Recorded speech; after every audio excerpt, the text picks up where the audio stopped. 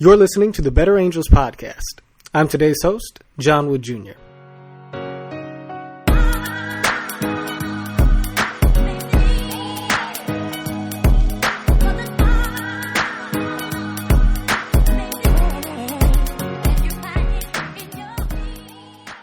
So this episode of the Better Angels podcast was recorded March 12th with my co-host, Ciaran O'Connor. We interviewed an individual named Peter Boghossian, and I'll tell you a little bit more about Peter. He's the author of a book called How to Have Impossible Conversations. The subject of this interview was how to have conversations over difficult topics related to the coronavirus. How should we be responding to the virus? How can we deal with awkward interactions where you have to refuse to shake somebody's hand and they might be offended? But you know, the situation is moving so quickly that some of the circumstances that we were talking about on March 12th are now a little bit obsolete now. In that amount of time, there have been measures taken in cities and states across America to close down public gatherings, to prevent people from congregating in numbers above a certain amount. And so some of the hypothetical conversations we dealt with in this conversation are in this fast-moving response to the crisis no longer quite as relevant. But the conversation that we had in broad terms is still something that you're going to find incredibly valuable, because Peter's insights into how to have difficult conversations, not just in the context of the coronavirus situation, but as a general matter, it goes very close to the heart of our work at Better Angels, and it highlights a number of conversational skills that I think folks listening to this podcast are going to find very useful in their day-to-day lives. But I just wanted to put in a quick note with respect to the broader context of the interview. So if you hear something here that seems a little bit out of date, just know that that's the reason why. And now just to say a word about Peter Boghossian. Dr. Peter Boghossian is a full-time faculty member in the Department of Philosophy at Portland State University, an affiliated assistant professor at Oregon Health Science University in the Department of General Internal Medicine, and a visiting fellow at Reason Foundation think tank. He's an international speaker for the Richard Dawkins Foundation for Science and Reason and the Center for Inquiry, has an extensive publication record across multiple domains of thought. Popular pieces have been featured in the New York Times, Scientific American, the Wall Street Journal, Time Magazine, Spectator, City Journal, The American Mind, Philosopher's Magazine, LA Times, The National Review. The list goes on and on. He's the creator of the Atheos app, and his most recent book, How to Have Impossible Conversations, has been translated in Mandarin, Polish, German, Romanian. As I say in the interview, Peter is a friend of mine, and he's somebody who is, well, he's not afraid to have difficult or even impossible conversations. So I'll say no more, but simply to introduce Professor Peter Boghossian, and I know that this is a conversation that you will enjoy. Peter, what's going on, brother? How are you doing today? Well, I'm okay. It's in the middle of a potential global pandemic right now. I think people are very freaked out and very spooked about it, and we're all trying to navigate our way through this new social landscape. Yeah, that's right. There's a lot that's changing. People are understandably very worried. People are scared. There's a lot of different information going back and forth. And I think in the middle of all of that, you've got sort of a situation with respect to this coronavirus to where in a circumstance where we already couldn't figure out how to talk to each other, this is making that problem worse as well. And so that's something I think we want to get into and talk about, because, Peter, you are the author of a book called How to Have Impossible Conversations, a very practical guide. Your work, with your co-author, James Lindsay, your work, what you detail in this book, how to go about having conversations with people who are diametrically opposed to you, who have radically different ideological points of view and temperaments. It's amazing how much the things you talk about in this book track with a lot of the things that we teach. It goes to the problem of political polarization, the thing that we deal with day in and day out, the fact that we don't trust each other, we don't trust our elected officials, and so you interject in the middle of that this problem that nobody saw coming, and suddenly you've got a major mess. And Peter, you said before we jumped on that you can really look at the problem in two ways. There's the virus itself, and then there's the way that we are responding to it. So Peter, you've got Ciaran and I here, and let's jump into it. So there are a lot of new conversations that folks are having to have around this virus, right? That are leading to some new sort of conversational difficulties, not just about debates over whether or not the administration is or is not handling the issue as well. Issues all the way just as basic and fundamental as whether or not I should shake your hand. Exactly. So Peter, tell us what are what's a good example of an impossible conversation to have around the coronavirus or related to it, and how should we be having it? Well, it's funny. I just had one the other day when I was at an event here in Portland State, and a young woman in the audience stood up and she said, "Oh, Peter Boghossian," and she put out her hand, and I said, "Oh, I made a mistake.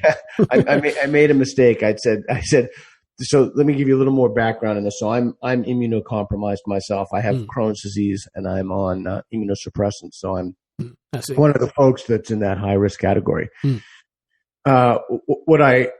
So I said, "Oh, I'm can't remember my exact wordings, but I'm trying to be cautious." And she said to me, "You think I'm infected," and that made me feel terrible, right? So the response to you think I'm infected ought to have been not that I think she's infected, but that I'm trying to protect her from infection. So in other words, situating it back on myself, centering the conversation back on, no, it's not that I think you're infected. It's that I don't want to risk infecting you. I mean, that's the other thing. We've been shaking hands, and we have a certain social distance in this culture that we've maintained as an American cultural tradition for quite some time. But we need to start rethinking some of those norms and rethinking them very, very seriously. So if you're in a situation like that, and you're having this little bit point of friction on something that's very basic, I think that part of what you're explaining is how we manage to get a difficult piece of information across, I guess, without offending somebody. Is that right? Because if you offend somebody, suddenly you've broken. Yeah, not even offending someone, but that's a component of it, or alienating them, or making them feel belittled or small, or a lot of, I've read, I don't know if this is true, but anecdotal accounts seem to suggest that people aren't going to Chinese restaurants anymore, which is just ridiculous. Gotcha. So I always, just parenthetically, I always try to go to Chinese restaurants in my lunch hour to support the people at those restaurants, to let them know. But even in those situations, I mean, what would you do, for example? Let me ask you guys the question. What would you do if you're with friends or what have you, and you suggested going out to Chinese restaurants, and someone tells you that they're really uncomfortable with that? What does that conversation look like to you? I mean, well, if you're throwing that at me, I mean, Ciaran, you can give your answer. I am not aware that there's any reason to think that a Chinese restaurant is going to be, more high risk, a place to catch the coronavirus than any other restaurant. Certainly not in the United States. I would probably engage that by saying, well, I can see where you're coming from, because there has been this connection drawn maybe between China as possibly the source of this virus, and therefore you might be drawing a connection there. I would say, truth is we might be taking a risk at whatever restaurant we go to, but there's no reason to think that the Chinese restaurant down the street here is going to be any more or less likely to give us to make us at risk than anywhere else. But Peter, you might have a better way of handling that. Well, I'm curious. So let's say that you have this conversation and you give that response, which is an eminently reasonable response. Right. And they say, yeah, that may be the case, but, I'm a father, I have kids, and I'm just not comfortable going there. Mm-hmm. Right. Yeah. What is I'll tell you what I think the course of action is. I mean, I could tell you before or after. Let's let Ciaran take a swing at it. Ciaran, I don't want to go to a Chinese restaurant. I'm really worried about coronavirus. How do you talk me into it, man? How about Japanese? There you go. I mean, at a certain point, I think, it's important to articulate the practical considerations as you just did. And I agree with Peter. I think that's totally reasonable. But I mean, also on an interpersonal level, you want people to be comfortable, and we're not rational creatures. And so, maybe you decide to get Chinese food the next day. I mean, I think to Peter's point, it's important to, continue patronizing the establishments we all know and love, and not allow, fear to dictate our consumer choices to the extent that it doesn't quite make sense. But at the same time, you want to be respectful of the people you're dining with. And so if it's a vibe that they're getting, they're not going to feel comfortable, then, maybe you can be a little flexible. So how do you do it, Peter? What do you do with the Chinese restaurant? That's exactly what I would say. I would lay out the first part of your answer succinctly. I just don't think there's any evidence. And I would, again, I think that the key there is to try to read someone. And if they're still uncomfortable, I would defer to Ciaran's suggestion and just not go. I think it's more important to not make people feel uncomfortable. I mean, you don't want to be sitting in a lunch with someone when they're utterly paranoid of anything. It's a bad lunch situation for everyone. And then you just go there the next day, right? There's nothing preventing you from going there alone. I don't know, maybe there was your schedule or something, but ultimately there's nothing preventing you from going. But I think that the key is that you don't want to create psychologically unsafe environments. And right now there's a crazy paranoia around this. Everything from mad runs on Costco, you can't find hand sanitizer. Whether or not that's proportional to the evidence is a different question than it is how to talk about it. And that's I have no domain-specific expertise in virology, immunology, any of that stuff. But I think that the key in that situation is once you've laid out the evidence in a calm and rational way, if someone is still uncomfortable, then don't pursue it. Peter, you when you were giving us the handshaking example, I think that part of what you were doing was showing us how you could have reframed that interaction in a way that would have led to a more productive outcome. And if you don't mind, I'm not going to read so much from your book that people aren't still obligated to go out and buy it, which we recommend that folks do. But even so, one of the things you write about in the book is reframing conversations. And you say here, right. You say, reframing a conversation means putting it on different terms and changing perspectives so that there can be a different, hopefully more agreeable, take on the issue. And I imagine, just hypothetically, with respect to the coronavirus, you might have a circumstance where, let's say, and this, I'm not saying this to suggest that this is or is not a reasonable thing to do or be concerned about, but I can imagine you have a couple, maybe, boyfriend and girlfriend or husband and wife, and they've got a tradition of going to see or spend holidays, maybe spend, spring vacation with her grandparents, right? But we know that older people are more susceptible to the virus, and the grandparents are folks who just got back from a cruise. Boyfriend might be inclined to say something to his girlfriend along the lines of, I don't want to go see your grandparents, right? I'm freaking out over this virus. And she in turn might be very much offended by that, right?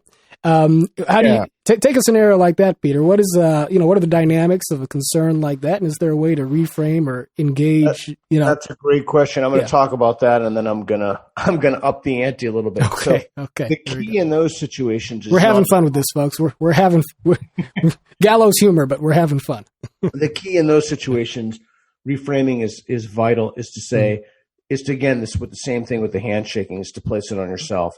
I am concerned that the incubation period for this is long, and if I don't have this, older people are more susceptible to this, and I don't want to infect your grandparents. So, and I would have a really difficult time if something happened to this.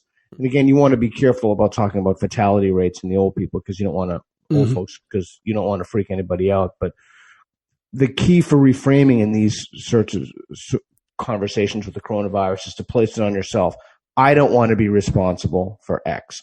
I don't want to infect somebody, as opposed to I don't want to catch it from them, or I don't want it to spread for the common good. Right. You place the burden on yourself. So if that's cool, I'm gonna up the ante a little bit. Okay, go for it, man. What do you do if you've been dating somebody, and let's assume that in the dating relationship, it's a sexual relationship, and you're uncomfortable with kissing, or she's uncomfortable with kissing, or he, as the case may be. Right. What do you?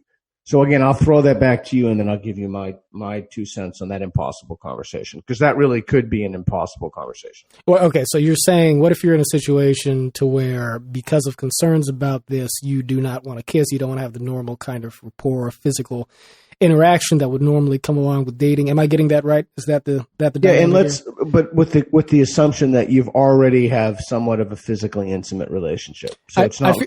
I feel like we should turn to somebody who's got a strong dating life for some perspective here. Ciaran, let us know, how would you how would you handle a circumstance like this? Man, I wish. Yeah, it's a tricky one. I mean, I think any difficult conversation in a relationship you want to try to approach with openness, honesty, empathy, and compassion, even when and especially when it's an awkward topic. And so, I mean, there's no getting around that it might be uncomfortable. And, I think, as Peter said, the best way is to sort of speak for yourself. You don't want to hurt your partner, and you want to be respectful of how they feel, but it's also reasonable for you to articulate your own concerns. I mean, I think ultimately, if somebody doesn't want to continue physical intimacy because of concerns about spreading a disease, regardless of how rational those concerns might be, I mean, it's ultimately, their decision, their choice, and their body, and I think that should be respected. So, I mean, I think that's what it ultimately comes down to, but I would say, don't dance around the issue, treat it with the gravity that it deserves, but, the only way out is through, and sometimes you got to lean into the awkwardness, to get to a place where both folks feel like they're heard, and have an understanding of how the other person feels, because how someone feels, particularly about their own body, is valid, regardless of whether you think they're being naive or foolish or paranoid. It's valid. And so I think it's important to keep that in mind, and maybe use it as an opportunity. Take a couple weeks without physical intimacy. See how that shapes the relationship. See if you can find opportunities for other forms of connection. I don't know. I'm not let me up it. We've got the gentleman's perspective. Now back to the professor. Well, a professor, I know it's an overrated term, but so let's. Yeah, I just want to say the professor thing. No, I'm not a big fan of doctor or professor or any of that stuff. I think that people have too much of a tendency already to defer to authority. So Peter's good enough. Okay. So, what if you're the one who doesn't want to do the kissing? Other person is insistent. Well, maybe insistent might not be the best word, but the other person is insistent. Okay.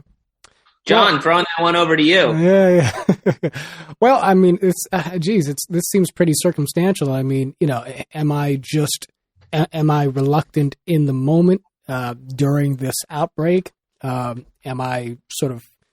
So I guess I'll make the assumption that my concern is just limited to the scope of time that this appears to be a problem. I mean, I think taking your tack, Peter, I guess the thing to do is to reframe it and to put it back on myself, right? To say, I do not want to put you at risk, right? Yeah, that's exactly what I would say the framing is. Right. Yeah, I care about you. I care about us, this relationship, and I don't want to do something. I don't want to do something reckless because I genuinely am looking out for your welfare, right? So that seems to be our starting frame here.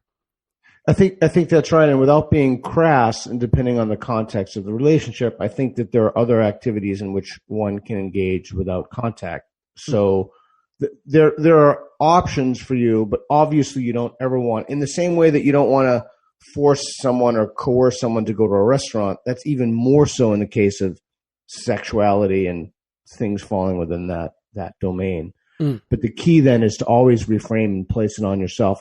I would feel horrible if I gave you this, or it would be, terrible if I went to your grandparents' house or what have you, and I was an unknown carrier and this led to something, drastic. You always run the risk of people saying to you things like, "Oh, well, your histrionic, or you're freaking out about nothing, and then again, since we're talking about the reframing, you can reframe it and you say, okay, maybe I certainly hope that's correct. I want that to be true. And in the meantime, in environmental ethics, you call it a precautionary principle. In other words, let's be better safe than sorry. And you know what? Why don't we make future plans with grandma and grandpa, or future plans with someone to engage us, to let them know that this has nothing to do with them. My son is not with us now. He's in college. And maybe this is paranoid. I don't know.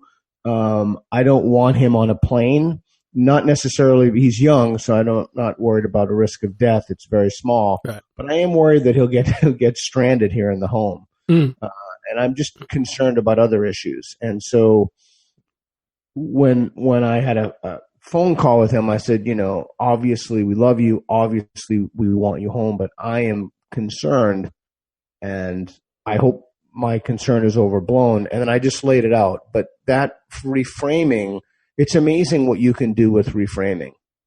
So connect that for me to this idea, because I feel like this is relevant. Correct me if I'm wrong, but in an early part of the book, you talk about the importance of shooting the messenger. And I'm just going to read an opening paragraph here. It says, "Have you ever thought that you made a convincing case for a position only to have someone promptly reject your conclusion? This frequently occurs because people deliver messages and the recipient rejects the act of delivery. Nobody likes to be lectured." I imagine, Peter, that you've probably lectured your son a time or two during the course of your father-son relationship. I know I have, and my oldest son is only 8. But if I can imagine that there are probably a lot of people across America right now, and some of our listeners who may be having conversations with their parents or with their children where they are trying to convince or persuade them to change their behavior in a way that maybe makes them safer in the context of the spread of, this virus, however, bad or not bad it may wind up being. Or on the other hand, maybe trying to make a case to say, look, you're overreacting. You don't have to wear a mask to go to the restroom at the 7-Eleven down the street, right? So whether you're trying to get folks to take, to be not quite so conservative or to be much more conservative in their behavior, how do we go about making our case to the people that we love in our lives and who we work with, et cetera, to sort of impart some wisdom as to how we ought to be behaving? So just a quick example. I don't think you should go to that concert. Let's just take that one, right? I don't think you should go to that concert because the coronavirus is spread in a certain area. You're at higher risk if you're in a big group of people, and if you do that, you're taking a stupid risk that you shouldn't be exposing yourself to. Is that the way I ought to talk to my, maybe not 8, but my 17-year-old son, let's say? Or is there a better way to do that? Well, the good news is that all large gatherings are shut down just about everywhere. All of my talks have been canceled for the next. So it might not be a conversation you ever need to have, but let's just say that's the case. Critics of Peter Boghossian will see the silver lining in that crowd. Yeah. So here's what I would say. And I'm not saying I'm a great parent. I'm sure I've screwed up a lot, but I've always, if I wanted to help my son and daughter to think more deeply about something, I've always asked them questions about something in a Socratic way. And that the book and my app, Atheos, and my first book and my articles have talked about that. So it draws from motivational interviewing of internal change motivation. So, for example, you would ask, what do you think the risk is of going in a large group? And then you would ask, well, how is it possible for somebody to, notice how I said somebody, to objectively or as objectively as possible assess that risk? And, I find just through targeted questions, and you never have to worry about people not wanting to give you their opinion. Also in the book, we talk about the illusion of explanatory depth and the unread library effect. And you find that just by asking people to spell out specifics. Could you explain the unread library effect just very quickly for people who aren't familiar with the phrase? Yeah, so the unread, I think we coined it, I'm not sure, but the unread library effect is the idea that just because someone knows it, I know it, and you can help. So these two researchers did some really interesting stuff with the inner workings of toilets. And they asked people how toilets worked and how confident they were in their explanation. So that's a version of what we talk about in the book, scales. And then they asked them to provide as many details as possible. And then they post-tested them. In other words, asked them the same question that they did before. How confident are you now that you know how a toilet works? And invariably, people lowered their confidence. That works with just about everything. It's an astonishingly effective technique. Might not be the right word, but it really is a technique. So what that does is it's also been shown subsequently to moderate people's political beliefs. But in the context of your son or daughter, of course, you're not yours because your son or daughter is 8, but my son going to a concert, asking him to explain the mechanisms of transmission in as much detail as possible, the gathering, etc. He'll come to know that he doesn't have as much knowledge about the subject as he thinks that he does. And the cool thing about this is you don't have to have it either.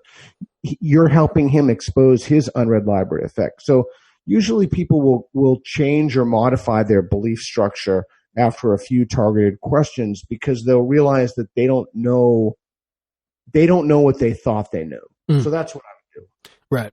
And to zoom out for a second, one of the things that you talk about in this book is sort of readjusting our sense of what conversations are for, right? To go into a conversation, particularly a difficult conversation, with a goal in mind to not necessarily, I'm going to sort of paraphrase you a little bit, but to not necessarily beat up or destroy or own the other person, but to enlist the other person as a partner in the search for truth, right? That's right. That's right. And, that very much echoes our work and our approach. Matter of fact, part of the way we talk about our debates program is basically as something that's not about winning or losing, but it's about creating a communal search for truth, a collaborative search for truth, wherein our differences of opinion we actually give those differences space to sort of highlight the things that each of us might be missing in a context, while allowing each of us to demonstrate the humility necessary to change our point of view, right?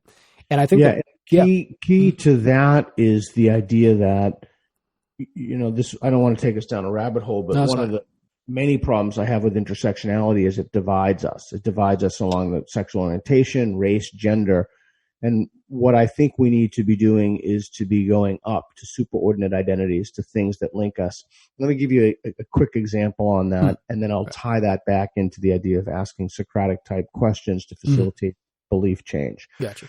So I know nothing about sports. I'll preface it by saying that, but ever since I was a kid, I played baseball. I was terrible at it, but at the end of the game, the kids line up and they all slap hands. Mm-hmm. Are you familiar with that practice? Oh, yeah. Well, yeah, I used to play Little League and league baseball. Yeah, of course. Okay, so when I was a kid, and again, I'm 53, so you can take this for what it's worth. People used to spit in their hands. No, we weren't doing that. Not when I was playing.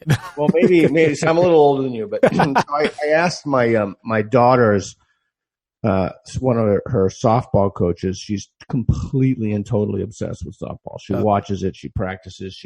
She makes me throw the ball and catch, and I'm terrible. And she gets really mad at me every time I drop the ball and stuff. But anyway, so Ciaran, were you guys spitting in hands when you were playing ball?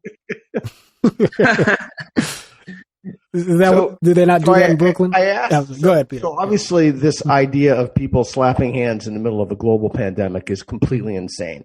But if I said to him, hey, the idea of people slapping hands in a global pandemic is completely insane. Why don't we cut this out immediately? That's not going to do what you think it's going to do. He's just going to think you're an ass. Right. So here's a better way to frame that. Hey, I'm concerned about, notice how you place it on yourself. I'm concerned. Mm-hmm. Notice how you don't situate yourself in as authority. You're going to situate the other person's authority. Hey, I'm concerned about this practice of, slapping hands, especially when I've read stuff about not shaking hands. What's your opinion about that? What do you think about that? Mm. Notice how that right there creates it places it on you. It situates him as an expert. You're asking for his opinion. I think if you approach an outcome, if you want to gently nudge somebody in a respectful way to not slap hands with each other in the middle of a global pandemic, especially when you're talking about 30 kids in total touching hands with each other, and kids are notorious for touching their faces. Yeah. Those kinds of Socratic questions are the best way to yield the results you're looking for. Well, and it's a way of honoring the legitimacy, or at least the potential legitimacy, of the other person's point of view in a way that honors them as a person, as a human being, right? Yeah, and the other thing is, let's say that he says something that you don't know. Like, I mean, I don't know what that would be. Like, I'm completely making this up right now. Oh, they have gloves and the gloves don't touch hands. Or, we have this new policy where immediately afterwards they have to do hand sanitizer, or, whatever it is. But at the very least, that then that there's a consciousness or an awareness of that person that you've helped to facilitate without invoking a defensive posture or him thinking you're a jerk. Right. Yeah. No, it's sound advice. And I think that one of the things you've said consistently throughout this interview is the importance of situating it on oneself. And I would just like to I think I've said it once before, but to just emphasize the fact that that is a demonstration of humility. And humility, I think, has a remarkable capacity for lubricating more productive sort of social interaction in a way that helps us navigate conversations that are truly difficult, right? And so we're being hit with a sort of a brand new menu of concerns. Maybe not brand new. I mean, this country has dealt with viruses that have scared us before. We've gotten through it in the past, and I'm confident that we'll get through it this time as well. But these techniques really matter. And so, Peter, as we head towards our final minutes here, why don't you tell me a little bit beyond the coronavirus, because that's a more recent issue, but why is this book, How to Have Impossible Conversations, why is the work that you're doing in trying to sort of lend some wisdom to that subject, why is the work that we're doing here at Braver Angels, why is it important now? Why is this the moment to weigh in on this subject here in the United States of America, from your vantage point?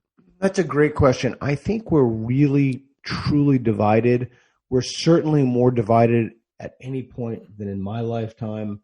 We're not only are we not befriending people who have different views or different ideological perspectives, we're actually, we view them as enemies. My writing partner, James Lindsay, says we view them as existential enemies.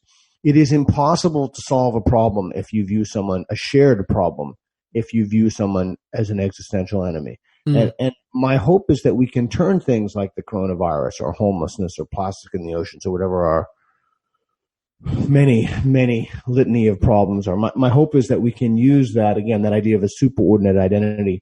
We have more in common than we think that we do.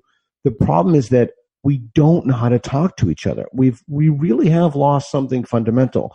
And the goal in writing How to Have Impossible Conversations, or one of the goals in writing the book, was to empower people so that they would feel that they can have conversations. They don't need to cower, and to give them a mechanism for it's a very liberating mechanism in a sense. Is it possible that you'll never have a difficult conversation with someone? I don't know. I mean, I guess it's possible that you could never approach someone, but I don't see how it's possible unless you literally lived in your basement and had someone bring you food, right? That you could somehow prevent somebody from approaching you. So we wanted to empower people so we can get back to productive politics and productive discourse. That's right. I'm going to go ahead and quote a Twitter post here from somebody who has also thought and written a lot on the subject of polarization, somebody who also has preceded you on this podcast, Peter. Ezra Klein posted something on Twitter yesterday, which I thought was right and which I thought was refreshing. He said, a lot of people seem to think that all we need right now is public health leadership, for politicians to listen to the scientists. That's wrong. We're going to need a lot of political and moral leadership. We're going to have to sacrifice on behalf of each other. And what he goes on to say from there is that we need to sort of think about our response to this virus, not just in terms of stocking up on soap and buying masks and kind of, consuming the material goods and safeguarding ourselves as individuals so that we'll, be able to ride out this storm, however bad or not bad it proves to be, but that we need to think about our kind of moral obligation in this moment as including or really centering on our ability to be there and be supportive of one another, right? And I think that the art of conversation, both with people who you know intimately well as with strangers, has got to be a central part of doing that in this moment. And so, I just wanted to leave us with that. Ladies and gentlemen, the book is How to Have Impossible Conversations, a very practical guide by Peter Boghossian and James Lindsay. It is a good book. It is very useful. And again, we appreciate the contribution that you're making to our body of thought on these issues.